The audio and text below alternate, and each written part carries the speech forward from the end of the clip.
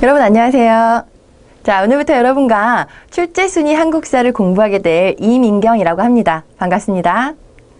자, 우선 수업에 들어가기 앞서서 여러분과 함께 우리 역사에 대해서 한번 살펴보고 시작을 하도록 할게요. 오리엔테이션이라고 생각하시면 되는데요.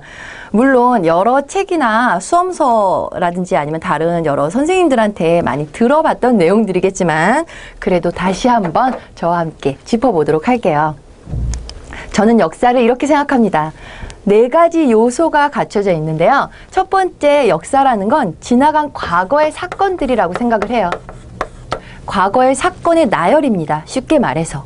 이 사건이 언제 일어났는지를 아는지가 제일 중요하죠. 어차피 과거의 일을 우리가 답습하는 거기 때문에, 공부하는 거기 때문에 시간이 굉장히 중요합니다. 그래서 언제라는 걸 알아야 우리가 시험에 나오는 시대 구분이라든지 연대순으로 나열하는 문제라든지 이런 것들이 많이 시험에 출제가 되거든요. 이런 것들을 알 수가 있는 겁니다.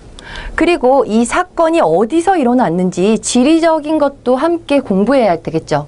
지도라는 걸 빼놓고는 역사를 공부할 수가 없습니다. 아시다시피 우리가 지리를 공부할 건 아니라서 구체적인 장소를 뭐 다 외울 필요는 없겠지만 적어도 어느 공간에서 누가 활동하고 뭐 또 다른 예로는 뭐 어떤 단체가 어느 지역에서 활동했는지 정도는 아셔야 하죠. 시간을 아는 것만큼 중요합니다. 어디서 일어났는지, 어디서 활동했는지. 그리고 마지막으로 인물인데요. 역사라는 게 아무리 흐름과 방향성이 있고 발전하는 거다라고 하더라도 인물의 영웅, 개인의 영웅성을 무시할 수는 없죠. 그래서 우리 주도했던 인물이나 세력 같은 것도 꼼꼼히 연결해서 아셔야 합니다. 주도 세력. 누가 했냐? 자, 그래서 누군가가 어떤 사건을 어디서 언제 했는지 요걸 유기적으로 잘 아시고요. 여기다가 우리가 원인 결과 인과관계를 확실히 알고 계셔야지 그 의미와 역사적인 의의를 찾을 수가 있겠죠. 자, 이것이 역사입니다. 우리는 선사시대부터 항상 공부를 해왔습니다. 쭉. 그죠? 순서대로 선사시대, 고대사회, 중세, 고려, 그리고 근세, 조선, 그리고 근현대사까지 우리가 다 공부해야 될 내용이긴 하는데요. 이번에 우리가 선택했던 교재는 약간 특별합니다. 우리 구급 공무원 역사는 그럼 어떻게 공부할 것이냐? 저러한 역사를 우선 우리는 출제 방향을 파악을 해야 합니다. 우리가 교양으로 공부하는 게 아니죠. 역사 재밌어요. 재밌어하는 사람들이 많이 있어요.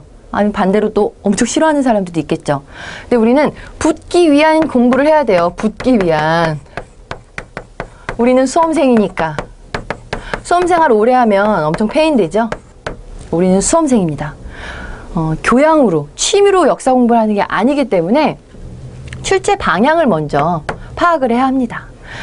딱 20문제 나오잖아요. 그리고 문제가 그렇게 난이도 있고 깊은 문제가 아니에요, 보면. 그래서 딱딱딱 찍고 넘어갈 수 있을 정도로 중요한 부분을 암기하고 공부하고 가야 되는데 그거를 뭐 원인 결과를 찾겠다고 뭐 조그만 거에 집착해가지고 이거 안 해오면 큰일 날 것처럼 그러시면 안 돼요. 그래서 어떤 문제가 중요하고 어떤 게 시험에 자주 나오는지를 파악을 하셔야 합니다. 그때 필요한 게 이제 여러분들이 선택하신 우리의 한국사, 출제순위 한국사입니다. 주병진 선생님이 2000년도부터 2012년도까지 국가직, 지방직, 서울시 뭐 이런 다양한 구급 공무원 시험을 망라해서 문제를 분석하셔가지고 출제가 많이 된 빈도수대로 엮어낸 책입니다. 그래서 1순위 같은 경우에는요, 19번 출제가 됐고요. 2순위 같은 경우도 17번 정도? 17문제 정도가 출제가 됐습니다. 자, 이런 걸 보면, 앞부분이 엄청 중요하구나라는 걸 알 수가 있겠죠. 그래서 여러분들이 공부를 하실 때, 이제 처음 이제 공무원 시험을 준비를 하려고 하는데 너무 막막하다. 한국사는 나는 고등학교 이후로는 뭐 들어본 적이 없다라고 생각하시는 분들 있죠. 그런 분들도 어떤 문제가 어떻게 나오는지, 어떤 수준으로 나오는지 한번 봐야겠다라고 생각하실 때 이 책으로 공부를 하신다면 큰 도움이 될 거고요. 또 반대로 나는 이제 흐름과 맥락을 다 완벽히 알고 있어. 근데 순서대로 공부하려니까 너무 지루하고 뭐가 중요한지 중요도를 알 수가 없다라고 생각하시는 분들 계시죠. 난 이번 시험에 끝을 내야겠어 라고 생각하시는 분들도 요 출제 순위에 따른 우선순위에 따라서 이제 포션을 달리하셔서 공부를 하셔서 합격을 하시면 좋은 결과가 있을 것 같은 그런 책이죠. 네, 정리가 잘 돼 있는 책입니다. 그래서 여러분들 우선 우리는 수험생이니까 출제 방향을 반드시 파악을 해야 된다. 우리 책 같은 경우에는요. 1순위부터 50순위까지 정도는 그냥 문제 밭이에요. 밭이라고 생각하시면 됩니다.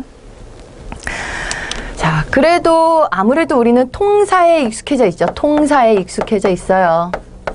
그래서 흐름과 맥을 모르는 사람도 많이 있지요. 이거 어떻게 합니까? 여러분들 이거 흐름이나 뭐 암기나 이런 것들도 여러분들이 다 스스로 공부를 하셔야 돼요. 당연히 기본은.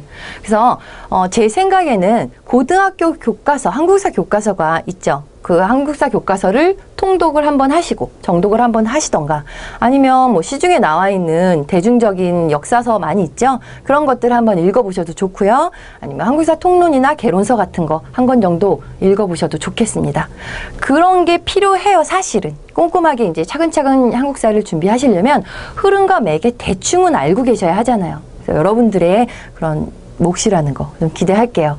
그러고도 당연히 매번 까먹지요. 그래서 정리가 항상 되는 건 아니니까 제가 흐름과 맥락을 틈틈이 잡아드릴게요. 저는 굉장히 정리를 잘합니다. 요약과 정리를 잘해요. 왜냐하면 내가 정리가 안 되면 그냥 줄줄 읽는 것밖에 안 돼요. 역사적 사실이라는 건 내용이 다 고정되어 있는 거잖아요. 이미 일어난 일들이라서. 그래서 제가 이렇게 간략하게 정리를 하지 못하면 여러분들한테 유기적으로 이렇게 합쳐가지고 설명을 드릴 수가 없겠죠. 그래서 제가 정리는 잘해서 여러분들께 틈틈이 흐름과 맥락을 잘 말씀을 드리도록 하겠습니다. 우선순위에 따라서. 자, 그리고 여러분들이 하셔야 될 게 이제 암기예요. 역사는 암기 과목이죠. 역사는 암기 과목이에요. 누가 뭐래도 암기 과목이에요. 여러분 저는 그렇게 생각해요. 영어랑 수학도 암기 과목이에요.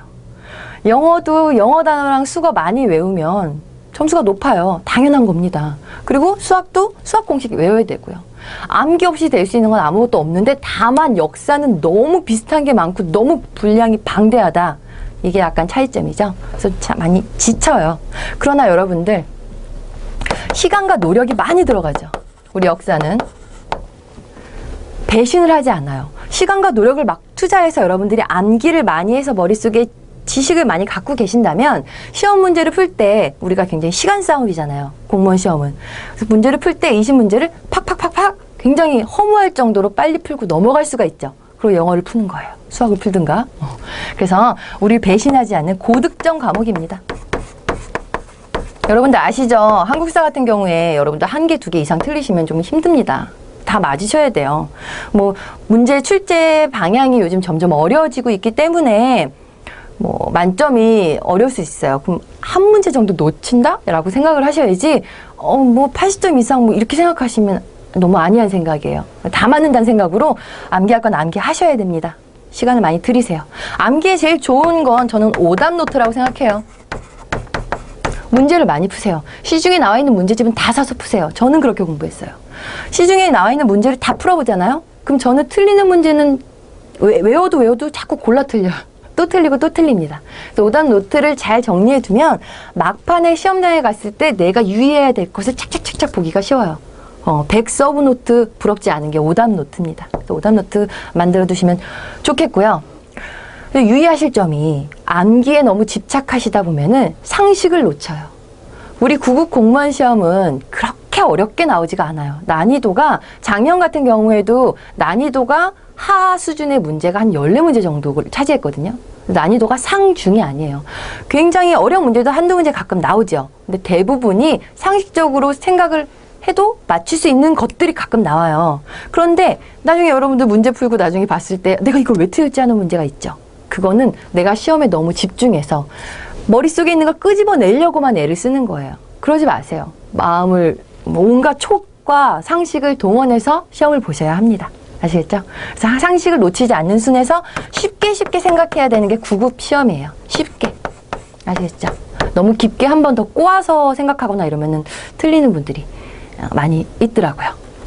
자, 이렇게 해서 여러분들 이제 우리 책으로 교재로 출제 방향을 파악을 하시고 흐름과 맥락은 저와 함께 그리고 암기는 여러분이 홈언론